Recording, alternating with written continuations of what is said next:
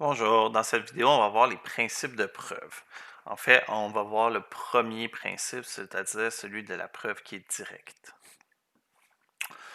En fait, vous pouvez lire l'introduction. Je vais parler des définitions. Donc, première définition, celui d'un théorème. Qu'est-ce qu'un théorème? C'est un énoncé dont on peut démontrer l'exactitude. Donc, c'est un énoncé qui a été démontré. On démontre la validité d'un théorème à l'aide d'une série d'énoncés qui forment l'argument, ce qu'on appelle la démonstration. D'autres définitions, des fois, on va employer des termes comme ça, là. Un lemme. Un lemme, c'est un pré-théorème, c'est-à-dire un théorème simple qui a été utilisé pour démontrer d'autres théorèmes. Fait que souvent, quand on veut démontrer un théorème qui est assez difficile ou complexe à démontrer, on commence par démontrer des lemmes, donc des petits bouts de ce théorème-là. Et avec ça, on peut plus facilement, si on veut, prouver notre théorème.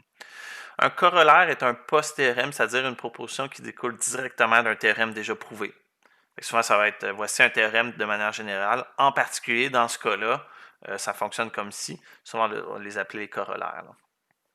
Finalement, une conjecture, c'est une assertion dont on ignore la valeur de vérité, mais qu'on croit vraie. Donc, bon, une fois prouvé, une conjecture devient un théorème. Conjecture. Si un énoncé est faux, il suffit de prouver un contre-exemple pour en démontrer la fausseté. Fait que ça, ici, on va l'utiliser pour démontrer qu'un énoncé est faux.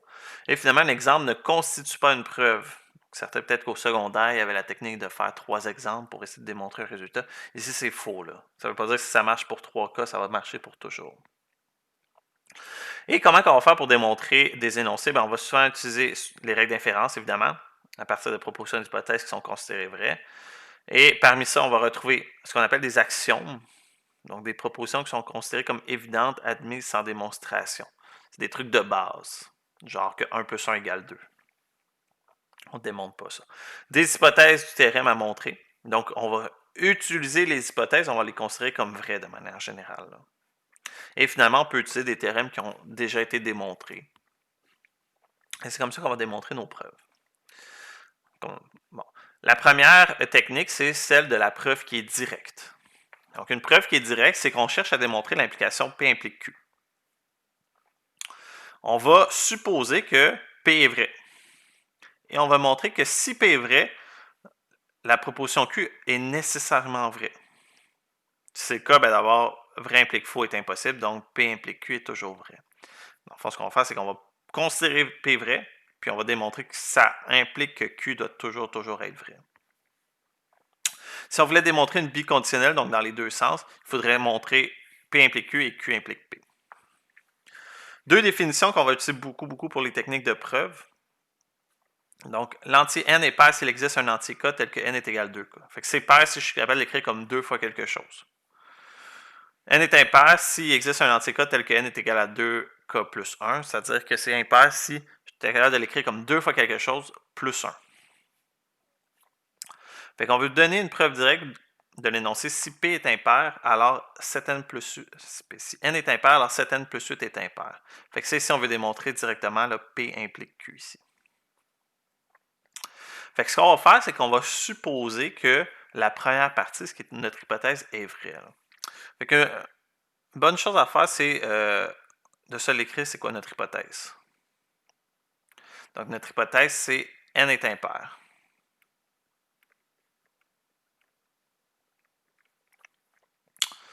Ensuite, ce qu'on fait, c'est qu'on souvent on part de cette hypothèse-là, puis on essaie de déterminer qu'est-ce que ça veut dire. Souvent, c'est utiliser les définitions. Puis, après ça, on va essayer de démontrer que 7n plus 8 est impair. Donc, soit, fait que là, on commence soit avec soit, là, donc on se donne notre nombre qu'on appelle n, soit n, virgule, un nombre impair. Qu'est-ce que ça veut dire qu'il soit impair? Ça veut dire qu'on peut l'écrire comme 2k plus 1. Alors, là, c'est comme un texte. Alors, on va essayer de faire quelque chose qui suit. Vous pouvez le faire en ligne, il n'y a pas de problème, là, je veux dire, en colonne. On peut le faire en texte aussi. Là. Alors, il existe un entier K. Donc, il existe K éléments des entiers. Moi, je vais l'écrire comme ça. Tel que n est égal à 2k plus 1. Fait que ce qu'on fait là, moi je trouve c'est quoi mon hypothèse. C'est facile à trouver, c'est le P dans ton implication. Et ensuite, on essaie d'indiquer qu'est-ce que ça veut dire selon la ou les définitions. Moi, j'ai directement juste utilisé la définition. Par la suite, je vais travailler cet élément-là pour arriver vers la conclusion. Là, quelque chose qu'il faut faire bien attention, on n'a pas le droit de supposer que ma conclusion est vraie. Donc, je n'ai pas le droit de dire que 7n plus 8 est impair. Par contre, j'ai le droit de prendre le n qui est ici et de le multiplier par 7 et de faire plus 8. Là. Mon but, ça va être de déterminer si après ça, après l'avoir multiplié et additionné, ça devient impair. Là. Donc, on a que 7n plus 8. Là, j'utilise le n qu'on avait dans notre hypothèse. C'est égal à 7 fois 2k plus 1 plus 8. Là, je vais continuer en colonne, étant donné que c'est plus facile de suivre. Là. 7 fois 2k plus 1 plus 8. Je distribue le 7 à l'intérieur, ça fait 14k plus 7 plus 8. J'additionne le 7 et le 8. Donc, ça fait 14k plus 15. Là, moi, mon but, c'est de déterminer que cet élément-là, le 7n plus 8, est impair. Donc, est-ce que 14k plus 15, c'est impair? Pour faire ça, il faudrait que je sois capable de le ramener sous la forme 2 fois quelque chose plus 1. Et ça, c'est important. Là. Et ce quelque chose-là doit être un entier. Dans le fond, ce que je vais faire, c'est que je vais mettre 2 en évidence. Si je mets 2 en évidence, 14k, bon, ça devient 7k. 15, c'est impossible de mettre 2 en évidence. Qu'est-ce qu'on va faire? Ben, je vais dire que c'est comme plus 7 plus 1. Remarquez que si je distribue le 2 à l'intérieur, ça fait 2 fois 7 qui est 14. Et si j'additionne avec le 1 qui est à la fin, ça devient 15. Ça, 2 fois parenthèse plus 1, c'est un nombre qui est impair. Je continue ici. Donc, 7n plus 8 est égal à 2 fois quelque chose plus 1. Je vais l'appeler L. Où L est égal à 7k plus 7, qui est un entier. Hein? K est un entier, donc un entier fois 7 plus 7 est aussi un entier. Là. Fait que je vais l'écrire comme ça. J'ai donc pu écrire que 7n plus 8 est impair. On a terminé. Donc 7n plus 8 égale 2l plus 1, ce qui... Oups, mon crayon ne marche plus. Ce qui est un nombre impair. On peut l'écrire comme ça. On termine notre preuve, on fait un petit carré et on le dessine pour désigner la fin d'une preuve. Exemple 10. Montrer que si K et L sont des entiers pairs, alors leur produit KL est aussi pair. Fait qu'un petit peu comme tantôt, on va commencer par avoir nos hypothèses. Si K et L sont des entiers pairs, alors leur produit est aussi pair. Fait que P implique Q. Fait que hypothèse, K et L sont des entiers pairs. Fait que c'est avec ça qu'on va commencer. Fait que soit K et L des entiers pairs. Ensuite, deuxième étape, qu'est-ce que ça veut dire? On utilise des définitions. Ça veut dire qu'on peut les écrire chacun comme 2 fois quelque chose. Alors, il existe, là, il faut faire attention, à chacun est un entier pair qui est différent, donc il existe N et M, j'ai besoin de 2 lettres, tel que, et là je vais l'écrire en bas, K est égal à 2N et L est égal à 2M. Donc, K est égal à 2 fois quelque chose, L est égal à 2 fois quelque chose. Prenez pas la même lettre, sinon vous allez dire que K est égal à L, ce qui n'est pas vrai. Là.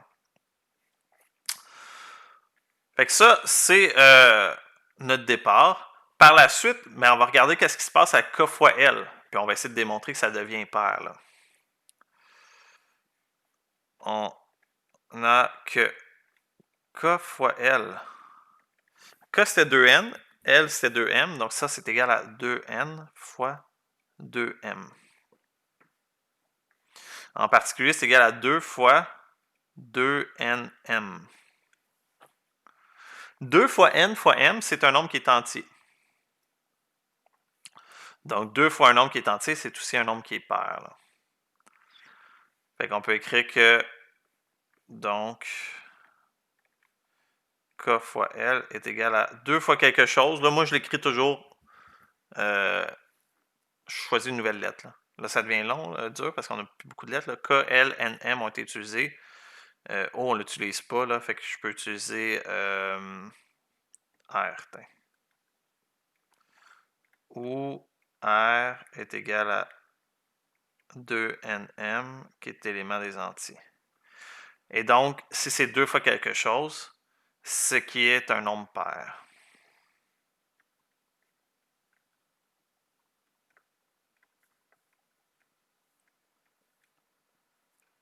Et on démarque la fin d'une preuve. Fait que ça va souvent être comme ça au début pour les preuves qui sont directes. Évidemment que il pourrait y avoir des exemples qui sont un petit peu plus difficiles. Là. Fait que, en résumé, on part de notre hypothèse. C'est important de bien l'indiquer. On la considère vraie. On essaie d'écrire qu'est-ce que ça veut dire selon les définitions. Par la suite, ben, on part de ces définitions-là, puis on essaie de regarder qu'est-ce que ça donnerait dans la conclusion. Donc, le K fois L, le 7n plus 8. Puis on essaie de démontrer que cette conclusion-là va être vraie. Il reste à démontrer l'égalité entre deux ensembles. Vous vous rappelez, quand on avait fait la théorie sur les ensembles, on avait dit qu'il existait 3 façons de démontrer que deux ensembles étaient égaux. La première, c'est avec un tableau d'appartenance qu'on avait fait dans le document, puis les autres, j'avais dit qu'on allait les faire plus tard. On est maintenant plus tard. Fait que pour démontrer que deux ensembles A et B sont égaux, on va démontrer que A est sous-ensemble de B et que B est sous-ensemble de A. Comment est-ce qu'on va faire? Pour démontrer que A est sous-ensemble de B, on va prendre un élément arbitraire de l'ensemble A, puis on va démontrer qu'il doit nécessairement être dans l'ensemble B. Puis, fait que si X est élément de A, alors il doit être absolument élément de B. On fera la même chose dans l'autre sens. Et c'est comme ça qu'on va vouloir le démontrer. Fait que, montrons que A inter B complément est égal à A complément union B complément. La première étape, c'est on prend un élément arbitraire, on va l'appeler X. Soit X élément de A inter B complément. Puis là, on va essayer de démontrer qu'il doit absolument être dans A complément union B complément. Là, c'est une preuve qu'on va utiliser nos mots, on va utiliser aussi les propriétés des ensembles. Vous vous rappelez les propriétés des ensembles avec les lois de De Morgan et ces affaires-là. On va essayer de les appliquer. Fait que qu'est-ce que ça signifie? Si X est dans le complément de A inter B, alors X n'est pas élément de A inter B. Si je suis dans le complément de A inter B, c'est que je ne suis pas dans A inter B. Là, on va essayer de se l'imaginer. Un diagramme de Venn, ce n'est pas une preuve, mais ça peut nous aider à structurer notre pensée. Là. Imaginez A, imaginez B. Donc, si je ne suis pas dans A inter B, donc je ne suis pas dans la région qui est ici, en rouge. Je ne suis pas là-dedans. Là. Fait que c'est soit que je ne vais pas être dans A, ou soit je ne vais pas être dans B. Donc, je ne suis pas dans l'intersection entre les deux. Fait que c'est soit que je suis ici, ça devient un petit peu dur à réfléchir, soit que je suis ici, donc je ne serai pas dans B, soit que je suis ici, donc je ne suis pas dans A, ou soit que je suis ici, je ne suis ni dans l'un ni dans l'autre. Fait que si je ne suis pas dans l'intersection entre les deux, donc soit qu'il n'est pas dans A, ou bien qu'il n'est pas dans B. Donc je vous répète, parce que si je ne suis pas dans l'intersection, soit que je suis complètement dans A, donc je ne suis pas dans B, soit que je suis complètement dans B, donc je ne suis pas dans A. Fait que soit que je ne suis pas dans A, soit que je ne suis pas dans B. Ou bien je suis dans aucun des deux. Là. Si je ne suis pas dans A ou pas dans B, là, il faut être bon à trouver des mots là, de vocabulaire. Ainsi, ben, je vais être dans le complément de A, ou bien je vais être dans le complément de B. si je suis dans le complément de A ou dans le complément de B, c'est que je suis dans l'union entre les deux. Là, ici, les mots ou et vont souvent faire référence à union ou intersection. Là. Donc, X est élément de A complément union B complément.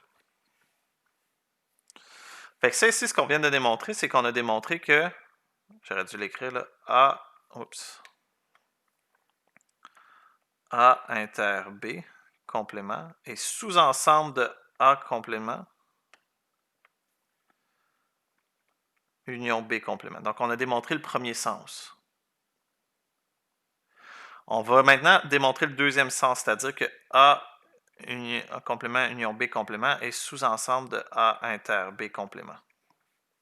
Vous allez voir, souvent ça va se ressembler, on va remonter. On va partir de la fin, ça va remonter. Mais des fois, c'est pas si évident que ça. Là. Je vais faire une autre couleur parce que ici, j'ai plus de place. J'aurais dû prendre moins de place. Fait que soit X élément de A complément union B complément. Fait que là, c'est sûr que si je suis dans le A complément union B complément, alors. Oups. Je vais utiliser donc tout de suite. Donc, je suis pas dans A ou je ne suis pas dans B. Fait que là, on va utiliser le même argument là, avec mon théorème de Venn, c'est facile à réfléchir. Si je ne suis pas dans A ou si je ne suis pas dans B, c'est que je suis entre les trois endroits que j'ai mis dans X. Soit je suis seulement dans A, soit je suis seulement dans B, ou soit je suis dans aucun des deux. Fait que si je n'étais pas dans A, c'est que je suis dans B ou dans l'autre. Si je ne suis pas dans B, c'est que je suis dans A ou dans l'autre. Fait que j'ai un des trois cas là. Donc, et là, on le voit clairement, ben, ça veut dire que je ne suis pas dans l'intersection entre les deux. Alors, X n'est pas élément de A inter B. Mais essayez de le réfléchir plutôt que de juste aller mécaniquement et de remonter en haut là, selon les démarches. Là. Et si je ne suis pas dans A inter B, ainsi, X est élément de A inter B complément. Et là, on a démontré les deux sens. On a terminé notre preuve. Là.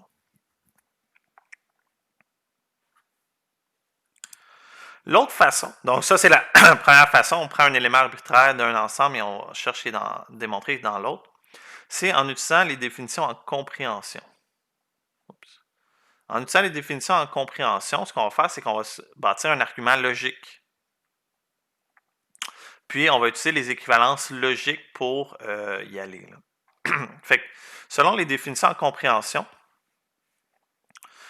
A inter B complément, c'est égal à l'ensemble des X tel que X il n'est pas dans A et B. Là c'est un petit peu... donc, je ne suis pas dans l'intersection, donc je suis ni dans A ni dans B.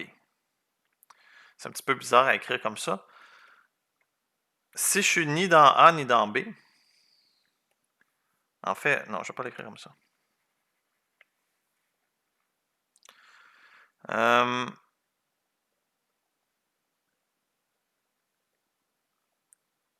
Ouais, non, ok. Si je suis ni dans A ni dans B, ça veut dire que c'est les X tels que non X est élément de A et B. Là. Ou bien X est élément de non A et B. Attends, je vais l'appeler comme ça. X est élément de non A et B. Attends, ça va être plus simple. Et là, on peut rentrer le non à l'intérieur en utilisant la loi de De Morgan. C'est les X tels que X est élément de non A ou non B.